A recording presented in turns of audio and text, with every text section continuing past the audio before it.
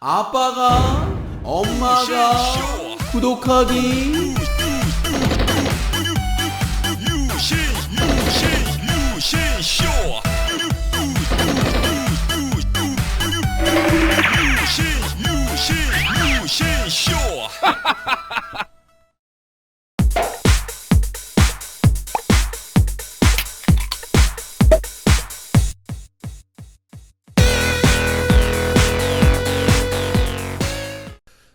그리고 제가 잠시 이거 뭐 PPL은 아닌데 제가 눈이 나쁘다는 걸 알고 저희 그 유튜브 관리자이신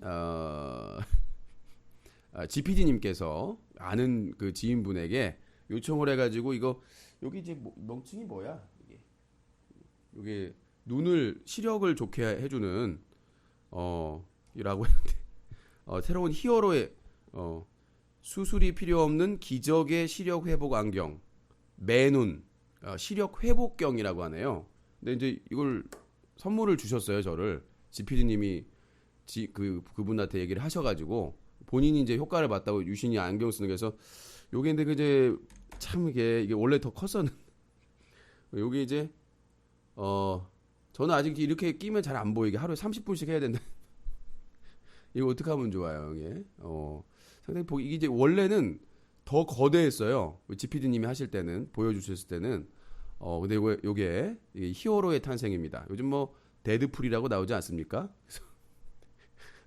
그래서 이제 새로운 히어로 유승사자 요 눈으로 보면서 이제 한 명씩 잡아가지고 이제 저승으로 보내는.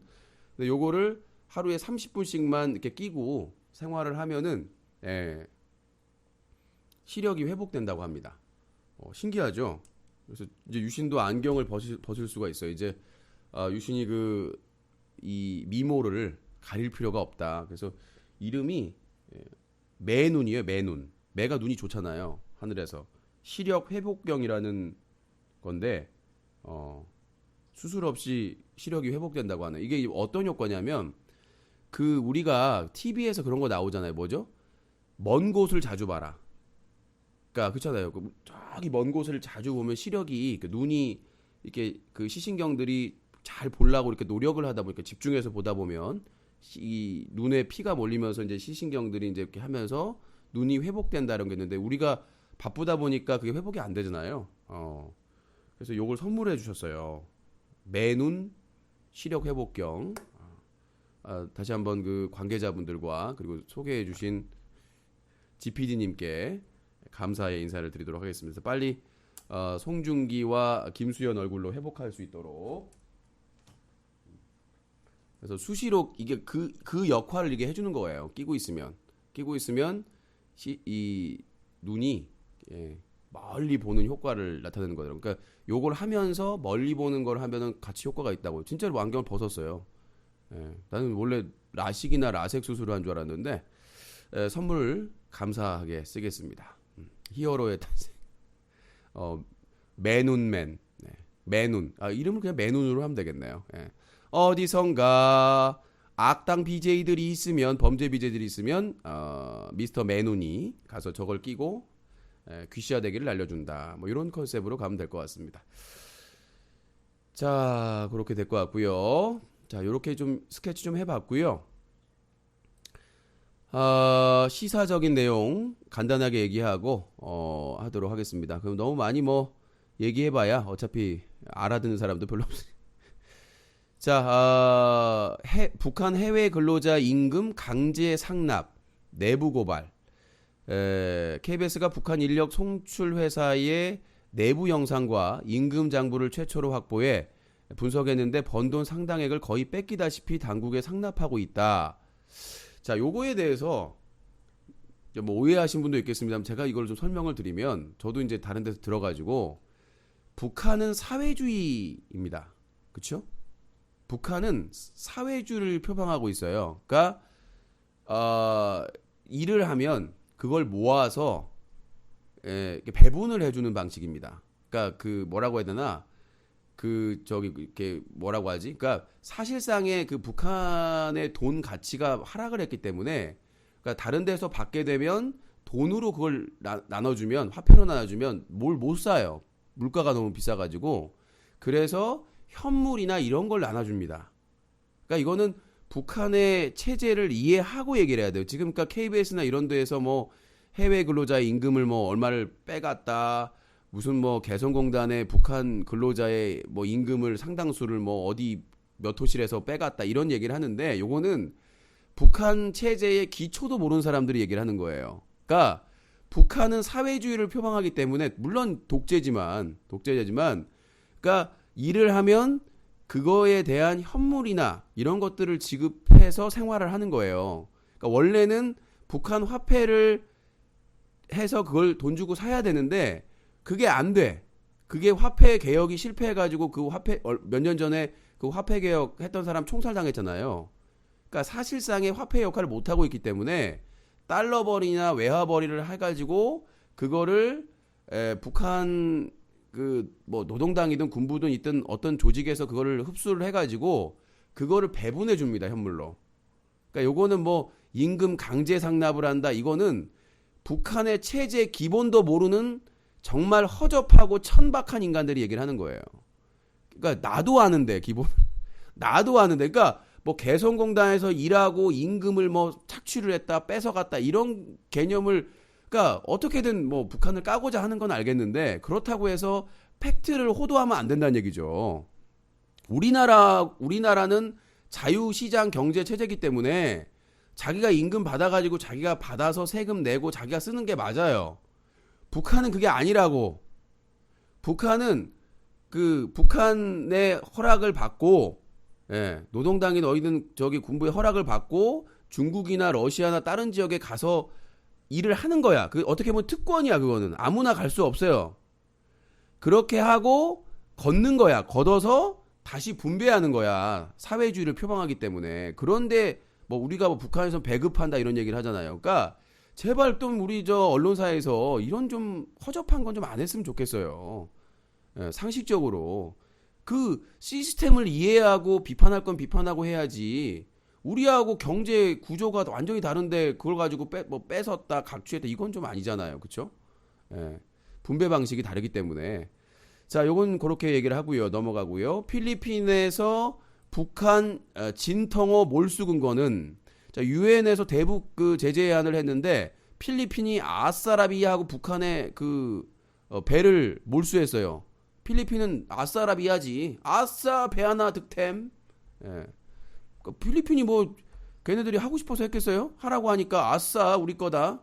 그래서 몰수했죠. 유엔의 제재의 일환인데 뭐 필리핀은 미국의 영향력이 워낙 강해서 아마 상징적으로 했을 거예요. 유엔이 채택한 대북 제재 결의안 18항부터 24항까지 해운과 23항까지 해운과 항공 운송 분야에 대한 내용이 담겨 있는데 18항은 북한을 오가는 화물 검색을 의무화한다는 것인데 필리핀 당국의 검색은 이 제재에 따라 이루어졌다. 마지막 23항에는 북한 해운회사인 원양해운관리회사 소속 31개 선박이 자산 동결 대상이라고 규정하고 있다. 그러니까 이전에는 필리핀에 왔다 갔다 했던 거예요. 속이고. 필리핀은 뭐 돈만 되면 기부비나 머니 뭐 경찰들도 돈 주면 수사하고 안 주면 수사 안 하잖아요. 그런 나라기 때문에 그냥 개나 소나 그냥 배 끌고 왔다 갔다 다 했는데 이제 뭔가 솔선수범을 해야 될 거 아니야. 그럼 어디겠어요? 말 잘 듣는 데가. 못 사는 나라일 거 아니야. 그러니까 필리핀한테 야, 배 가져. 써? 꽁땅꽁땅. 그렇게 된 겁니다. 뭐 대단한 거라고. 자, 다음 내용은요. 허문도 이건 허문도 전 국토통일원 장관이 돌아가셨다고 하네요. 근데 누군지 모르시겠고. 자, 새누리당 내주 초 2차 경선 지역 발표. 김무성 대표 6일 면접. 네, 새누리당이 4월 1차 경선 지역 23곳을 발표 등으로 시작으로 공천 심사 일정을 가속해다는데 지들 마음대로 뽑으면서 나는 새누리당이 웃긴 게 지들 마음대로 뭐 단수 추천 막 하면서 뭐 공천 심사를 하면은 자격이 된다 안 된다 이러고 심사해야 될 거 아니에요. 근데 뭐 단수 추천하고 뭐 사실상 그냥 낙하산 아니야? 난 이거 뭐 공평하게 한다는 거 자체가 웃긴 것 같아요. 자, 다음 내용입니다. 야권 통합 거부 결의 총선 구도 이려다야. 자, 요거 잠깐 얘기를 하고 뭐 길게 얘기할 내용은 아닌데 아까 저기 방송 전에 얘기를 했기 때문에 더민주의 김종인 비상대책위원장 사실 대표가죠. 김종인 대표가 통합제의를 했어요. 그것도 이제 국회에서 테러방지법 무제한 토론이 마감되고 나서 직후에 했죠.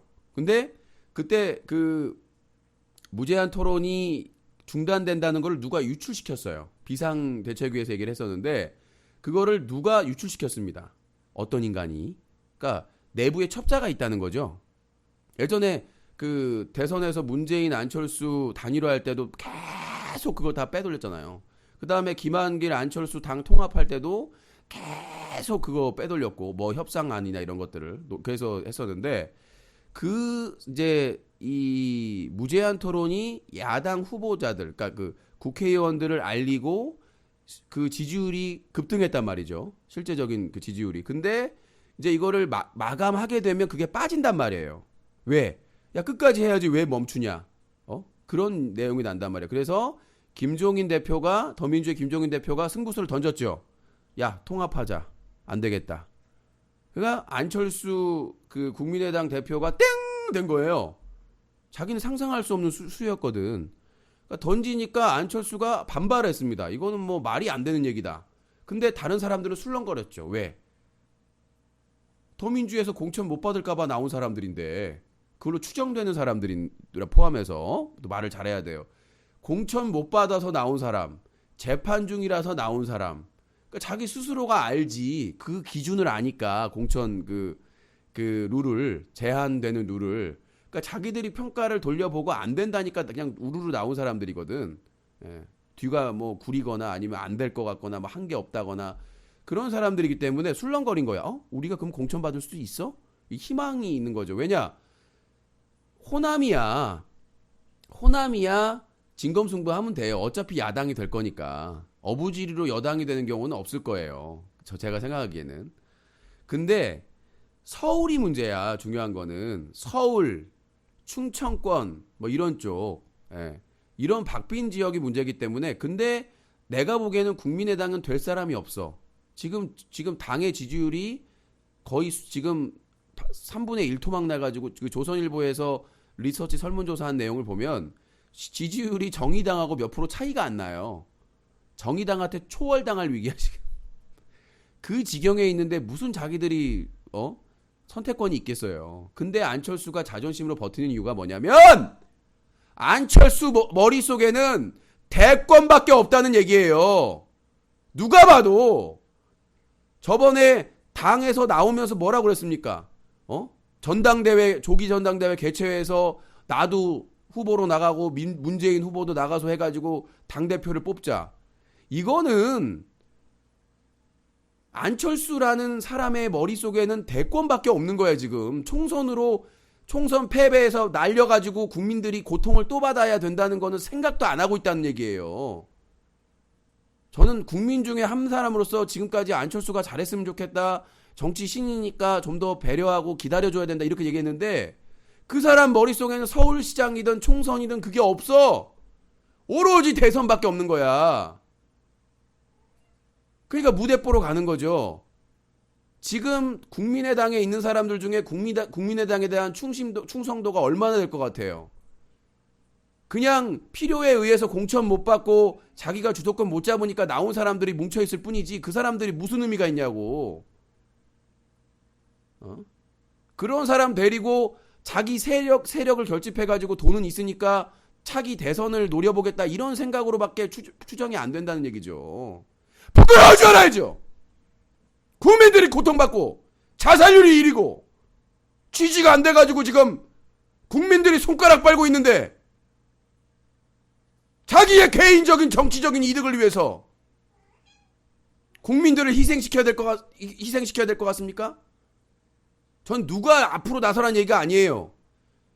새누리당 봐요. 진박, 친박, 비박 싸우면서도 불만이 있으면서도 선거에서 어떻게든 이기려고 하잖아요. 왜 못 배웁니까? 그렇게 똑똑하신 분이 의사하고 회사 CEO 하시고 그렇게 똑똑한 분이 왜 그런 몰상식한 정치를 하십니까?